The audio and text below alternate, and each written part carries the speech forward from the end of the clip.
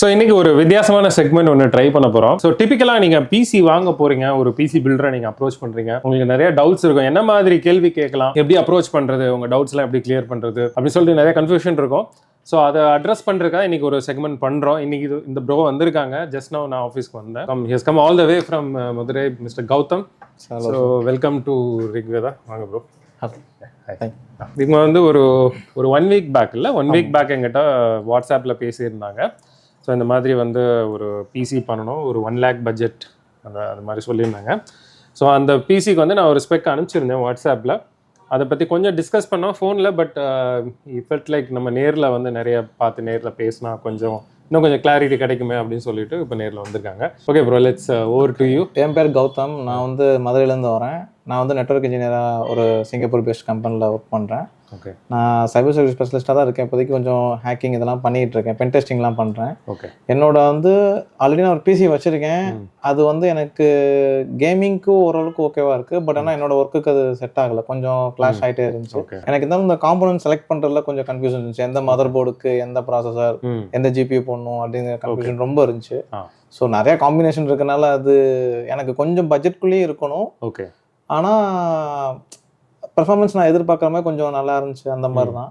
So எனக்கு வந்து நான் என்ன மாதிரி ஒர்க் பண்ணுவேன் அப்படின்னா, நெட்வொர்க்கிங் அப்புறம் சைபர் செக்யூரிட்டியில் இருக்கனால விஎம்ஸ் அதிகமாக ரன் பண்ணுறேன். ஓகே. சைபர் செக்யூரிட்டியில் வந்து இப்போ டியூவல் புட் யாருமே யூஸ் பண்ணுறது இல்லை. அட் அ டைமில் வந்து விஎம்லாம் ரன் பண்ணுறாங்க. ஸோ எனக்கு அந்த விஎம்முக்கும் ப்ராப்ளம் வரக்கூடாது. எனக்கு இன்னொன்று என்னென்னா, NVIDIA வந்து நான் இப்போ எல்எல்எம்மும் ட்ரை பண்ணுறேன். ஸோ நான் ஆல்ரெடி 3060 Ti வச்சுருக்கேன். 8 GB தான், அது பத்தலை. ஸோ நான் அடுத்து ஒரு அபவுட் 10க்கு மேலே போகணுன்னு பார்க்கப்ப 3060 இருந்துச்சு.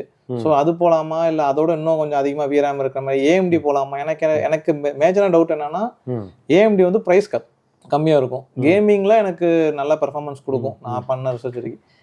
பிசியோட ஃபுல் ஸ்பெக் என்னன்னு சொல்லி i5 14th gen 32 GB DDR5 RAM 3060 Ti 650 watts SMPS போட்டிருக்கேன். இது என்னோடக்கு இது கேமிங்லாம் ஓகே தான், கேமிங்க்கு விஎம்க்குலாம் ஓகே தான். LLMக்கு வந்து ரொம்ப ஸ்ட்ரகிள் ஆச்சு எனக்கு. ஸோ அதுக்கு தான் நம்ம அதுக்கும் சேர்த்து கொஞ்சம் ஃபீச்சர் ப்ரூஃபாகவும் இருக்கணும். அதனால என்னென்ன மாடல்ஸ்லாம் ரன் பண்றீங்க இப்போ? நான் வந்து லாமா யூஸ் பண்றேன். லாமா சிபிபியா இல்ல ஓலாமா? ஓலாமா தான். அது என்ன மாடல்ஸ் லோட் பண்றீங்க? உங்க மாடல்ஸ்லாம் என்ன சைஸ் இருக்கும்? 8 பில்லியன் பாராமீட்டருக்குள்ள மாடல் ட்ரை பண்ணோம். அதுக்கப்புறம் இப்போ 70 பில்லியன் தான் ட்ரை பண்றதுக்காக போட்டோம். ஃபுல்லா போயிருச்சு, அது ஒண்ணுமே ரன் ஆக முடியாம இதா இருந்துச்சு. அதாவது டிஸ்டில் மாடல்னு சொல்றாங்கல்ல, குவான்டிசைஸ் பண்ணி. ஸோ அதுவும் உங்களால அது கொண்டு ஃபிட் பண்ண முடியல. எனக்கு AMD GPU போகிறதுக்கும் என்ன கன்ஃபியூஷன்னா, எப்படி LLMக்கு அது ஒர்க் ஆகுன்னு எனக்கு தெரியல. ஏன்னா NVIDIA தான் ரொம்ப மோஸ்ட் எல்லாம் யூஸ் பண்ணுறாங்க. ஏன்னா நமக்கு இந்த பாஸ்வேர்ட் ஹேஷ் பண்ணுறதுக்கு அதுக்கெலாம் வந்து எனக்கு இந்த GPU எனக்கு போதுமான அளவுக்கு இருக்குது. ஸோ அதனால நான் LLMக்காக தான் மெயின். எனக்கு ஃபுல்லாக லோக்கலில் ரன் பண்ணுறதுக்கு எந்த மாதிரி GPU இருக்கும் அந்த மாதிரி. ஸோ அதுக்கு தான் ப்ராசஸருமே நான் i5ல இருந்து சரி i7 போகிறதுக்கு பதிலாக வேறு Ryzen 7 அந்த மாதிரி ட்ரை பண்ணுவோம். ஓகே. ஏன்னா இன்டெல் சைடு ரொம்ப பிரச்சனை இருக்கு. அதனால 14th ஜென்லேயே நான் கொஞ்சம் பார்த்துட்டேன். கேமிங் சம்டைம்ஸ் கிளாஷ் ஆச்சு, இந்த மாதிரி கொஞ்சம் AMD போய் ட்ரை பண்ணி பார்ப்போம். ஃபர்ஸ்ட் டைம் இப்போ தான் AMD வாங்க போகிறேன். எனக்கு தெரிஞ்சு ஒரு 5-6 PC நான் யூஸ் பண்ணியிருப்பேன். ஆனால் ஃபர்ஸ்ட் டைம் இப்போ தான் AMD வரேன். ஸோ நான் உங்களுக்கு ஒரு ஸ்பெக் அனுப்பிச்சிருந்தேன். நீங்கள் 1 lakhல கேட்டிருந்தீங்க. ஸோ அது வந்து பார்த்தீங்கன்னா அந்த டைத்தில் இவ்வளோ டீப்பாக நம்ம டிஸ்கஸ் பண்ணல. நீங்கள் வந்து கேமிங் அண்ட் கொஞ்சம் கோடிங் டெவலப்மெண்ட் அப்படின்னு சொல்லியிருந்தீங்க. பட் ஆனால் 1 lakhக்குள்ளே நம்மளுக்கு நிறைய ரெஸ்ட்ரிக்ஷன் இருக்குது. ஆமாம். அதாவது எப்பயுமே ஒரு பிசி பண்ணுறப்போ வந்து பேலன்ஸ்டாக தான் பண்ணணும். இப்போ நீங்கள் ஆல்ரெடி வந்து 3060 Ti வந்து you are going to give it away. அதாவது அது வந்து in future it is not going to work. So என்ன லிமிடேஷன் இருக்குது. 8 GB கேமிங்க்கு still 3060 Ti is very good. என்ன கேட்டிங்கன்னா 1080p கேமிங்க்கு 3060 Ti வந்து ஃபண்டாஸ்டிக் ஜிபி ஈவன் இன் 2026. அதுவும் 3080யும் அந்த 30 சீரீஸில் 3000 சீரீஸ்லேயே நல்ல ஜிபியூஸ், அதில் வந்து டவுட்டே கிடையாது. அதுக்கப்புறம் நிறைய டெவலப்மெண்ட் வந்துருச்சு. இப்போ 40 சீரீஸ்க்கு அப்புறம் 50 சீரீஸ் அந்த என்கோடெல்லாம் நிறைய இம்ப்ரூவ் பண்ணிட்டாங்க. கிரியேட்டிவ் ஒர்க் பண்ணுறவங்களுக்கு இந்த டென்சார் கோர்ஸ் வந்து ரொம்ப அட்வான்ஸாக இருந்துச்சு. 3000 சீரீஸ் இதுலேயும் டென்சார் கோர் இருக்கு. பட் அதை கம்பேர் பண்றப்போ வந்து பாத்தீங்கன்னா இன்ஃபரன்சிங் ஸ்பீடு வந்து ரொம்ப நல்லாவே இருக்கு உங்களுக்கு 50 சீரீஸ்ல. ஈவன் ஒரு 5060 வந்து டெஃபினட்டா 3060 Ti விட ஃபாஸ்டா இருக்கும். ஆமா, ரெண்டும் நான் வச்சதும் ட்ரிபிள் ஃபேன் எடிஷன் தான். நான் இது ட்ரிபிள் ஃபேன் பொறுத்த வரைக்கும் இட்ஸ் லைக் என்ன கேட்டிங்கன்னா ஒரு மார்க்கெட்டிங் புல்ஷிட் தான் நான் சொல்லுவேன். என்ன கேட்டிங்கன்னா அது ஒண்ணுமே யூஸே கிடையாது, எஸ்பெஷலி இந்த பட்ஜெட் பிசி செக்மெண்ட். அதாவது எந்த கார்டு வந்து 250 to 300 வாட் மேல பவர் TDP இருக்கோ அப்போ 3 ஃபேன் போகலாம். ஸோ அதில் வந்து இட் மேக்ஸ் சென்ஸ். அதுக்கு கீழே ஒரு 50-60ல வந்து 3 ஃபேன் அப்படின்னு சொல்லிட்டு அதுக்கு ஒரு 5000 எக்ஸ்ட்ரா கொடுத்து வாங்குறது வந்து பைத்தியக்காரன். அந்த டைம்ல நான் i3 10th ஜென்ரேஷன் வச்சிருந்தேன். ஸோ அதுக்கு அப்போ பில் பண்ணப்போ அது. இப்போ நான் எப்படி பில் பண்ணுவேன் அப்படின்னா, ஒரு ஜென்ரேஷன் வந்து பிசி மட்டும் மாற்றுவேன், அடுத்த ஜென்ரேஷன் ஜிபியூ மாற்றுவேன். ஓகே, அந்த காம்பினேஷனில் நான் பில் இப்போயுமே நான் இப்போ பிசி அப்டேட் பண்ணிட்டு ஜிபியூ கொஞ்சம் வெயிட் பண்ணி அடுத்த மாடல்ஸ் எதுவும் வருது அந்த மாதிரி பில் பண்ணுவேன் நான். ஓகே, ஸோ அது கொஞ்சம் ஃபியூச்சர் ப்ரூஃபாகவும் இருக்கும் அப்படிங்கிறனால. கரெக்ட். ஒரே ஜென்ரேஷனில் ஜிபியூ மதர் போர்டு ரெண்டுமே பண்ண வேணாம், சிபியூ பண்ண வேணாம் அப்படின்ட்டு ஒரு ஜென்ரேஷன் மாற்றி பண்ணுவேன். ஸோ இப்போ வச்சிருக்க பிசி நீங்கள் ஏற்கனவே இருந்ததை அப்கிரேட் பண்ணியிருக்கீங்க, சேல் பண்ணிட்டு அப்கிரேட். ஆமாம். நான் 25 இயர்ஸ் என்னோட எக்ஸ்பீரியன்ஸில் நான் சொல்கிறேன். இன்னைக்கு நான் i5 வாங்கிக்கிறேன், நெக்ஸ்ட் இயரில் நான் ஒரு i7 i9 அப்படி வாங்க, அது மாதிரி நான் பார்த்ததே கிடையாது. அந்த மாதிரி i5 வாங்கிட்டு போனவங்க வந்ததே கிடையாது. ஏன்னா வந்து ஒரு பிளாட்ஃபார்மில் வந்து நீங்கள் லாக் ஆகிட்டீங்கன்னா அதை விட்டு வெளில வர மாட்டீங்க. இப்போ 10th gen i5 வாங்கினவங்க இன்னைக்கு 3 வருஷம் கழிச்சு வந்து எனக்கு i9 10th gen போடுன்னு யாருமே கேட்கலாம். ஸோ அது வந்து ஒரு வேஸ்ட் ஆஃப் இதுதான். அதனால யாருமே அப்படி நினைக்காதீங்க. இன்னைக்கு நம்மளால என்ன பெஸ்ட் CPU போக முடியுமோ அது போய்க்கணும். ஆமாம். ஸோ அதாவது நம்ம யூசேஜ் பொறுத்து. ஸோ ஒரு பிசின்னு எடுத்துட்டாலே CPU GPU நம்ம பட்ஜெட்டை டிஃபைன் பண்ணிட்டு CPU GPU வந்து எப்பவுமே பேலன்ஸாக வாங்கிக்கிறது பெட்டர். ஸோ இப்போ நீங்கள் என்ன பட்ஜெட் வச்சிருக்கீங்க? இப்போ அரௌண்ட் 1 lakh இப்போதைக்கு ஜிபியூ ஃபோக்கஸ் பண்ணல. 1 lakh நமக்கு என்னென்ன ப்ராசஸர், என்ன மதர் போர்டு, ரேம் எல்லாம் கொஞ்சம். நான் என்ன சஜஸ்ட் பண்ணுவேன்னா, நீங்கள் 32 GB ரேம் வச்சிருக்கிறீங்க. ஆமாம். Which is like gold. இன்னைக்கு வாங்கியிருந்தீங்கன்னா அது ஒரு 35,000 மினிமம் இருந்திருக்கும். ஸோ நீங்கள் ஒரு 10,000ல் அது உங்களுக்கு கிடைச்சிருக்கு. ஸோ அதனால அது அப்படியே வச்சுக்கோங்க. Okay, for the upgrade. So but ஆனால் நீங்கள் இப்போ என்ன ஃபீல் பண்ணுறீங்கன்னா, you don't want to Intel வேணான்னு தான் நீங்கள் நினைக்கிறீங்க. அந்த 14 ஜென்ல நிறைய பேருக்கு தெரியாது. 13-14 ஜென் வந்து பார்த்தீங்கன்னா நிறைய அந்த ஆக்சிடேஷன் இஷ்யூ இருந்தது. ஸோ பயாஸ் எல்லாம் அப்டேட் பண்ணிட்டாங்க, பட் ஸ்டில் வந்து எப்பயாவது வந்து ப்ளூ ஸ்க்ரீன் வந்துட்டு இருக்கு. அது அந்த பயாஸ் அப்டேட் பண்ணாலும் பெர்ஃபார்மன்ஸ் ரொம்ப குறையுது. எனக்கு நான் i3 10th இருந்து 14th போன ஃபீல் எனக்கு இந்த விஎம்ஸில் அவ்வளோவா இல்லை. அந்த நான் ஆக்சுவலாக வந்து ஒரு 2 விஎம்ஆர் ரன் பண்ணுவேன் நான். ஓகே, ஒரு டெஸ்டிங் பண்ணுறதுக்கு இன்னொன்று 2 விஎம்ஆர் ரன் பண்ணுவேன். எனக்கு அதில் நல்லாவே டிஃப்ரென்ஸ் தெரிஞ்சு. ரொம்ப எனக்கு i3 10க்கும் எனக்கு இதுக்கும் அவ்வளோ தெரியல. இப்போ நீங்கள் வந்து சின்ஸ் உங்களுக்கு இன்டெல் வேணாம் அப்படின்னு ஃபீல் பண்ணுறதுனால, ஓகே, உங்களுக்கு வந்து இப்போ எத்தனை கோர் மினிமம் தேவைப்படும்? எத்தனை வர்ச்சுவல் மிஷின் நீங்கள் ரன் பண்ணுவீங்க? மினிமம் 2. மினிமம் அதுக்கு மீறி மேக்ஸிமம் யூஸ் பண்ண மாட்டேன்.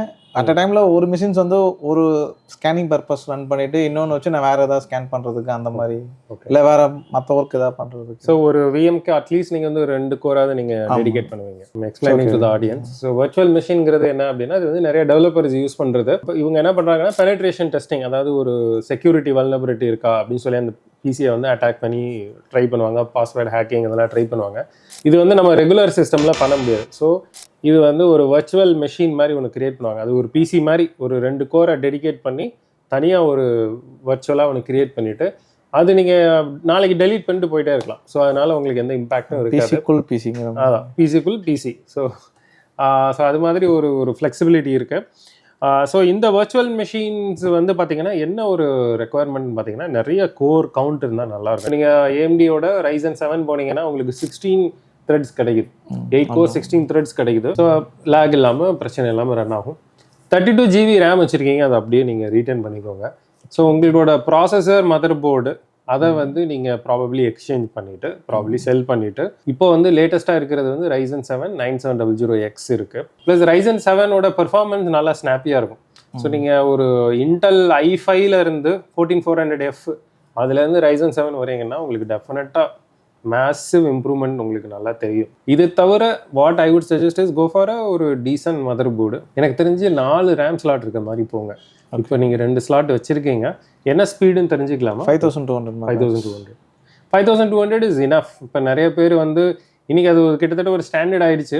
5200க்கும் 6000க்கும் பார்த்தீங்கன்னா ஸ்பீட் டிஃப்ரென்ஸ் வந்து கேமில் தான் உங்களுக்கு தெரியும் பெரிய டிஃப்ரென்ஸு. ப்ரொடக்டிவிட்டின்னு வரப்போ பெரிய டிஃப்ரென்ஸ் நீங்கள் பார்க்க மாட்டீங்க. ஸோ அதனால் எனக்கு தெரிஞ்சு 6000 தேவையில்லை. எனக்கு தெரிஞ்சு 5200 4 ஸ்லாட்டில் நல்ல மதர் போர்டு போனீங்கன்னா கிடச்சிரும். எனக்கு தெரிஞ்சு 4 ரேம் ஸ்லாட்டில் போர்டு வந்து பார்த்தீங்கன்னா 15-16,000லேயே நிறைய ஆப்ஷன்ஸ் இருக்குங்க. ஐ திங்க் 15-16,000 அதுலேயே நீங்கள் நல்ல போர்டு உங்களுக்கு கிடச்சிரும். MSIயில் இருக்குது, கிகாபைட்டில் இருக்குது. ஸோ பட் VRM வந்து பார்த்தீங்கன்னா இது வந்து ரொம்ப எஃபிஷியன்ட் ப்ராசஸர். 100 வாட்ஸ்க்குள்ளே தான் எடுக்கும். 90 வாட்ஸ் அவ்வளோதான் போகும் மேக்ஸிமம். ஓவர் கிளாக் பண்ணால் 100க்கு மேலே போகும். ஸோ அதனால் எனக்கு தெரிஞ்சு ரொம்ப போர்டில் ரொம்ப எக்ஸ்பென்ஸ் போட வேணாம். அதாவது டமாஹாக் வைஃபை அந்த மாதிரி பார்த்தீங்கன்னா 20,000 ருபீஸ் மதர் 25,000 அது மாதிரி போட வேண்டாம். ஏன்னா since you're in a limited budget. So what I'm going to suggest, நீங்கள் என்ன சொன்னீங்க இப்போ 3060 Ti I want to retain சொன்னீங்க இல்லையா, அது வந்து I don't think it's a good idea. இப்போ நீங்கள் எல்எல்எம்ஸ்னு வந்துட்டீங்கனாலே you have to think beyond. அதான் எனக்கு வந்து நான் அடுத்த அப்டேட் அதுதான் ஜிபியூக்கு அடுத்து நான் வந்து இன்னும் அடுத்த பட்ஜெட் ரெடி பண்ணிட்டு அந்த இதுக்கு வந்து என்னோட ஐடியா என்னன்னா அதுக்கு ஏஎம்டி கார்டு நல்லா இருக்குமா, அது என்னோட சஜஷன் அதுக்கு. ஏன்னா இப்போதைக்கு நான் 3060 எதுவும் டிஸ்டர்ப் பண்ணல. சரி, நான் எப்படி what I am thinking is, இப்போ நீங்கள் இப்போ ஒரு இன்வெஸ்ட்மெண்ட் பண்ணுறோம் அப்படின்னா உங்களுக்கு அதோட எஃபெக்ட் தெரியணும். எனக்கு என்ன தோணுது, மேபி இந்த 1 lakhக்குள்ள we can give you a solution தான் தோணுது. இப்போ ஏன்னா நீங்கள் ரேம் வாங்க போகிறதில்ல, எஸ்எஸ்டி ஆல்ரெடி வச்சுருக்கீங்க, பவர் சப்ளை நல்ல பவர் சப்ளை வச்சுருக்கீங்க. ஐ திங்க் கூலர் மாஸ்டரா இல்லை MSI 650 MSIயோட 650 what, that I think branch certified. அது ஓகே. கேஸ் என்ன கேஸ் இருக்கும்? அது வந்து கொஞ்சம் பெரிய கேஸ் தான், மொத்தம் 4 RGB ஃபேன்ஸ் இருக்கு, முன்னாடி ஃப்ரண்ட் பேக்ல ஒன்று. No worries. ஸோ அதனால கேஸை நீங்கள் ஸ்டாண்டர்டாக வச்சுப்போம். நான் என்ன ஃபீல் பண்ணுறேன், உங்களுக்கு என்ன சஜஸ்ட் பண்ணுவேன் அப்படின்னா, ஸோ 14400F அண்ட் உங்கள் மதர் போர்ட் இது ரெண்டையும் சேல் பண்ணிங்கன்னா உங்களுக்கு ஒரு வேல்யூ கிடைக்கும். இது தவிர 1 lakh பட்ஜெட் வச்சுருக்கீங்க. வாட் ஐ ஃபீல் இஸ், இதுக்குள்ளே உங்களுக்கு 9700X ஒரு மதர் போர்டு, ஸோ இது ரெண்டும் வந்து பார்த்தீங்கன்னா உங்களுக்கு ஒரு 47,000 ருபீஸ். இதில் வந்து உங்களுக்கு போர்டு ப்ராசஸர் காம்போ கிடச்சிரும். யூஸ் எக்ஸிஸ்டிங் ரேம், எக்ஸிஸ்டிங் SSD, existing power supply, existing case, இதெல்லாம் போட்டாலே உங்களுக்கு ஒரு 47,000 ஆயிடுச்சு வித்தவுட் எக்ஸ்சேஞ்ச் பண்ணாமல். எக்ஸ்சேஞ்ச் பட்ஜெட்டும் உங்கள் கையில் இருக்குது. So what I feel is, balance வந்து உங்களுக்கு ஒரு 52,000 ப்ளஸ் எக்ஸ்சேஞ்ச் பட்ஜெட் இருக்குது. எனக்கு தெரிஞ்சு I think you can get a 5070 right now and it will be a solid PC. ஒரே ஒரு சேலஞ்ச் வந்து பார்த்தீங்கன்னா அந்த 650 வாட் பவர் சப்ளை தான். ஓகே. ஏன்னா 5070 வந்து கொஞ்சம் அதிக பவர் கன்சப்ஷன் எடுக்கும். நீங்கள் ஒன்று கேட்டுகிட்டே இருக்கீங்க ஆரம்பத்துலேருந்து, ஏஎம்டின்னு சொல்கிறீங்க. ரா பெர்ஃபார்மன்ஸ் கேமிங்கில் 5070 ஈக்குவல் ஆர் பெட்டராக கூட இருக்குது. பட் ஆனால் இன்ஃபரன்சிங் ஸ்பீடு வந்து பிளாக்வெல் பக்கத்துலேயே வர முடியாது. ஏன்னா Blackwell is amazing architecture. So AMD பொறுத்த வரைக்கும் அவங்ககிட்டே வந்து ராக்கம்னு சொல்லி ஒன்று வச்சுருக்காங்க. So that's like in between layer. So இப்போ எப்படி லினக்ஸில் கேம் பண்ணுறோம், நான் ஒரு வீடியோ போட்டிருந்தேன். அப்போ டைரக்ட் எக்ஸை வந்து லினக்ஸில் வந்து ஒரு டிரான்ஸ்லேஷன் லேயர் மாதிரி வச்சுட்டு ரொம்ப எஃபிஷியண்டாக சூப்பராக பண்ணுறாங்க. நிறைய கேமுக்கு ஏற்ற மாதிரி ஆப்டிமைஸ் பண்ணி லினக்ஸ்லேயே கேம் பண்ண முடியுது. விண்டோஸ் கேம் லினக்ஸில் ஓடுது, விண்டோஸ் ஆப்ஸை லினக்ஸில் நீங்கள் டைரெக்டாக ரன் பண்ணலாம். உங்களுக்கு தெரியும், நீங்கள் நிறைய VMs ரன் பண்ணுறீங்க. ஸோ இருக்குது. பட் ஆனால் still I would suggest NVIDIA. ஏன்னா NVIDIAவோட அட்வான்டேஜஸ் ரொம்ப ஹை இன் டர்ம்ஸ் ஆஃப் உங்களுக்கு வந்து அந்த வெர்சட்டாலிட்டி. இப்போ நீங்கள் வந்து ஒரே மாதிரி ஒர்க் மட்டும் இன்னைக்கு ஒரு மாடல் ரன் பண்ணுறீங்க, நாளைக்கு you want to try something. இப்போ வந்து கிளாட் வந்துட்டு ஏதாவது புதுசாக வருது. ஸோ இதெல்லாம் இருக்கிறதுனால புதுசாக வர்றதுனால மை சஜஷன் இஸ் டு இன்னும் வந்து AMD has to go a long way in terms of AI பொறுத்தவரை. பியூர் கேமிங்னா வந்து I will definitely recommend it. ஏன்னா it's a very good value for money. 5070 Ti எடுத்துட்டிங்கன்னா 1,10,000 போயிடுச்சு. Same performance you can get it for 70,000. ஒரு you can save 50,000 rupees. Similar performance or better performance, 9070 XT is a fantastic card. But productivity, creators, developers, இது வந்து it's not that great. So அதில் கொஞ்சம் performance drop இருக்க தான் செய்யும். So அப்படி இருக்கிறப்போ my suggestion is to go with 5070. So நிறையா டிஸ்கஸ் பண்ணிட்டோம். என்ன மாதிரி எப்படி ப்ராசஸர் சூஸ் பண்ணலாம், என்ன GPU சூஸ் பண்ணலாம், அதுவும் அவங்க பட்ஜெட்குள்ளே எப்படி கொண்டு வருது, இது எல்லாமே நம்ம டீட்டெயிலாக டிஸ்கஸ் பண்ணோம். ஸோ ஃபைனலாக நம்ம என்ன கன்க்ளூட் பண்ணியிருக்கிறோம் அப்படின்னா, அதில் இருக்கிற சில காம்பனன்ட்ஸை யூஸ் பண்ணி இப்போ ரேமை வந்து யூஸ் பண்ணிவிட்டு 32 GB ரேம், அவர்கிட்ட இருக்கிற SSD இதெல்லாம் யூஸ் பண்ணிவிட்டு, கேஸ் இதெல்லாம் யூஸ் பண்ணிவிட்டு அதில் ஒரு 2-3 காம்பனண்ட் வெளில எடுக்கிறோம். எஸ்பெஷலி இம்பார்ட்டன்ட் வந்து GPU, processor and mother board, இது 3 வெளியில் எடுத்துகிட்டு ஐதர் அவங்க பிரதருக்கு இன்னொரு பிசியாக அவங்க கொடுக்கலாமா அப்படின்னு யோசிக்கிறாங்க. அது அப்படியே இல்லைனா இப்போது கொஞ்சம் பட்ஜெட் டைட்டாக இருக்குது அப்படின்னா மேபி அந்த பார்ட்ஸ் எல்லாம் வந்து எக்ஸ்சேஞ்ச் பண்ணிவிட்டு இவங்க பட்ஜெட்டை என்ஹான்ஸ் பண்ணி இப்போ நம்ம பிளான் பண்ண மாதிரி ஒரு 9700X ப்ளஸ் ஒரு 5070 அது மாதிரி போகலாம் அப்படின்னு சொல்லிட்டு டிசைட் பண்ணியிருக்காங்க. இன்னொரு 3 days நீங்கள் இருக்கீங்க இல்லையா சென்னையில். ஸோ நெக்ஸ்ட் 3 daysல வந்துட்டு வில் டூ அ பில்ட். இது வந்து it's not a build video. இந்த வீடியோட ஐடியா வந்து என்னென்னா, எப்படி நீங்கள் வந்து பிசி பில்ட் பண்ண போகிறீங்க அப்படின்னா எப்படி நீங்கள் அப்ரோச் பண்ணணும், என்ன மாதிரி டிஸ்கஸ் பண்ணணும், என்ன மாதிரி கிரவுண்ட் ஒர்க் பண்ணிட்டு போகணும், ஸோ தட் உங்களோட இன்வெஸ்ட்மெண்ட்டுக்கு ஒரு நல்ல ரிட்டர்ன் கிடைக்கும் அப்படின்னு சொல்லிட்டு அதுதான் இன்றைக்கி நம்ம பண்ண ஒரு concept. So thank you so much bro for coming all the way. So wish you all the best and see you soon.